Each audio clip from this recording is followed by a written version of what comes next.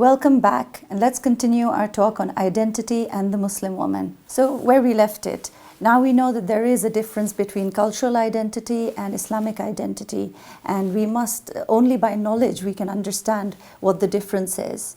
Let's move on. Do you as Muslim women, because of your identity, feel different from other women?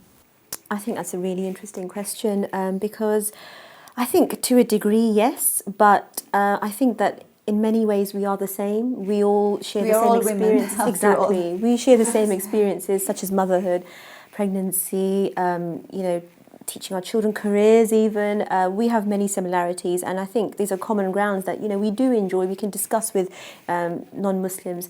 But then fundamentally, I think that the main difference is what differentiates us from non-Muslims is the fact that our purpose here is to worship Allah. The purpose of our creation is to worship Allah, and I think that then that again with the framework, then we have a certain way that we behave, we conduct our daily lives, and I totally agree. So that means that our intention right from the start is completely different. So our intention is to please Allah. Our intention is to get to Jannah. So that would be different from someone who is from a non-faith background. We actually may have that in common with other faiths, with Christianity or Judaism or Sikhism or whatever. So we have something in common with other faiths, regarding pleasing the Almighty. But like you say, we have so many other things in common with other women. You can, regarding, I don't know, body image and weight loss, and motherhood. But I think the main careers. thing is the purpose behind our existence. That's what differentiates us from other women. Like when a Muslim woman wakes up in the morning and she looks in the mirror when she gets ready to leave the house, she looks in the mirror to see if the way she's dressed is pleasing to Allah. But when a non-Muslim woman looks in the mirror, she looks in the mirror to see how good she's looking. So they're both looking in the mirror, but for with two different intentions. One is looking in the mirror to see how good she's looking, and the other one is looking in the mirror to see if she's dressed appropriately to please Allah. So I think the main thing here is the intention, isn't it? Yeah, I mean, I would agree with you to a certain extent, but non-Muslim women, they also have, values and morals, and they go out into society, trying to make a difference, trying to teach their children good things as well. So we have so many things in common with them. I think, when you're in your everyday today existence and the things that you're doing, that kind of difference of intention is not really apparent. That's between you and Allah. Yeah, but that sort of makes us different. It makes us different from that because everything we do is with the intention to please Allah. And I think that gives us a huge amount of stability within our own lives as well, because when we have that goal and that purpose and we know why we are here, we always have something to look forward to. We have goals and then we have objectives and defined by Islam and our beliefs, and I think that actually makes us better individuals. We have a purpose to our existence. That's what it is. And how do you think people perceive Muslim women? The perception these days, oppressed. I was reading an article the other day by a Muslim sister, and she was saying that pre 9/11, she felt that she was probably considered alien with her hijab. Just different, something different, not necessarily negative, but post 9/11 she's said now that she feels more of a threat. She feels that when she enters a train, people really don't want to sit with her. There's that suspicion that's being created now, and I think we have to, the media has a huge role to play in that because obviously current events have happened, and but then I think media has kind of flared up many issues.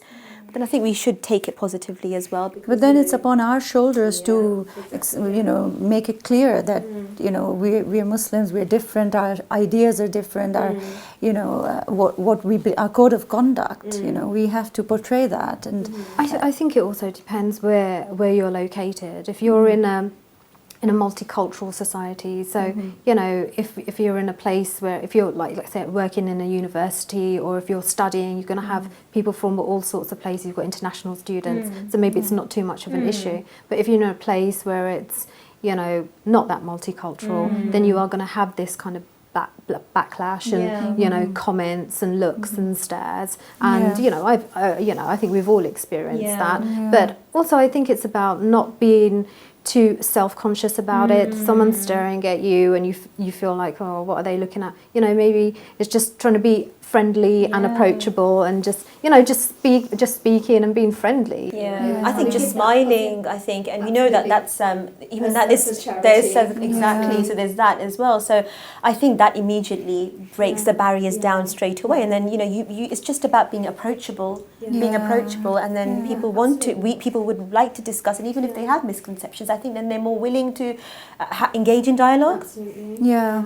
It's about having those conversations. And how do we maintain our Islamic identity in today's day and age, and living in this society? It's difficult, and how do we do that? It is very difficult. I think one of the main things which is really important, to have that community cohesion, you know, where you're meeting other people within the community, you're going to sort of study circles, or you're holding sort of Islamic events, you know, where you can identify yourself as a group and you have those things in common, you know, but then also going to events which are arranged by non-Muslims as well, you know, and being involved within the wider community, not just your own community, you know.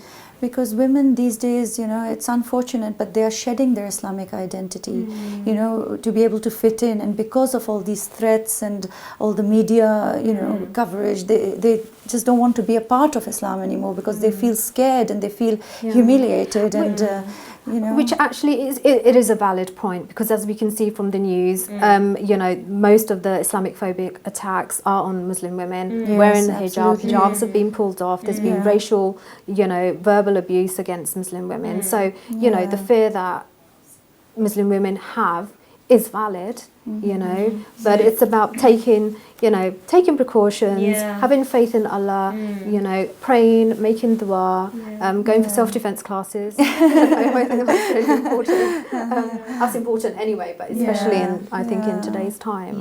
But just being vigilant, I think, and it is something, you know, not being as naive as you know, and also just remembering why we are doing this. Why are we wearing hijab? Why do we identify ourselves as Muslims? Because, you know, we have to again remember that you know, the Prophet was tested, the Prophet Muhammad sallallahu alaihi wasallam, he was tested, and so were his companions, so were all the prophets, in fact. And, you know, this is part and parcel of Islam. So, and it's also how we behave that people will perceive us in that way, isn't it? Our behavior dictates the perception of other people, of us. And I think also to maintain our identity, it's about looking at the Prophet's example, peace be upon him, and the companions' example, and especially the female companions, you know, how they dealt with that kind of persecution at that time. Yes, absolutely. That's and look at the point. diversity of the female companions that we have, you know. We've got women who were at home looking after children, we've got women who were running businesses, we've got women who were actually out on the battlefield, you know. So these are our heroes, and, you know, we should look to them for that strength and support in this time. So what advice would you give to a Muslim sister who's struggling with her identity? I would say exactly what I just said, really, you know, look into our female companions, you know, as a source of inspiration, to know that what we can achieve, especially if Muslim women are united, you know, if we're not talking behind each other's back and we don't have that kind of competition, you know, just to support one another. You know? We have to actually, I think, create a relationship with revelation. We have to understand what it is that we are doing in this dunya, what is the purpose of our existence, and that only comes with studying the deen. Without studying it, we will never understand. We will never be able to create that bond, and creating that bond actually makes us stronger, and then it will help us fight these challenges and misconceptions. I did one online Islamic teacher, she sort of gave an example of like if you visualize a triangle and all your relationships are going through, if you're you're sort of on one side, and then you've got your relationship with Allah, and then you've got your relationship with other people. So your relationship with other people should always go via the vertical, so via Allah and then other people. Absolutely, you know, and that will then absolutely. dictate how you know, approach everyone sort of in the correct way. This is such a vast topic. We could carry on and on, but I'm afraid we need to stop now as we've come to the end of our show. And thank you very much, Halima, for coming. Thank you, Thank Stephanie, you, for having Natasha, me. for coming.